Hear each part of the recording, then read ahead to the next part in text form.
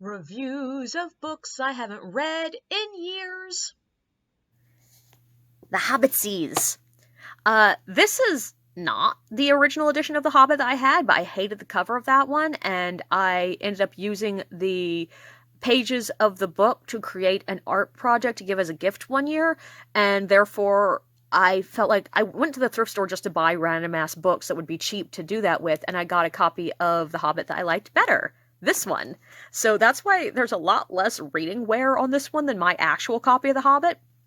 But I just did not like the cover of The Hobbit that I had originally. It's The Hobbit. Like, you can't read fantasy and not have read The Hobbit. I actually like The Hobbit better than Lord of the Rings, don't tell anyone. But I find it just more approachable.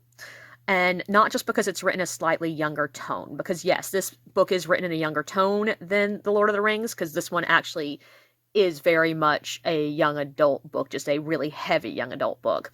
But I like it because it's more a traditional adventure book. There's a lot less to it, but also just because the weight of the world by the time we get to the Lord of the Rings, there's so much there that it feels a bit like a commitment. Whereas The Hobbit's fun. It's passing. It's fun.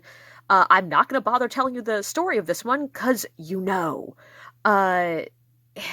it's better than the movies. One more thing I want to say about The Hobbit. Actually, when the movies came out, I was not entirely sure which dwarves died in the movies, in the actual story, because having read The Hobbit multiple times by that point, I still, for the life of me, couldn't remember which dwarves are which.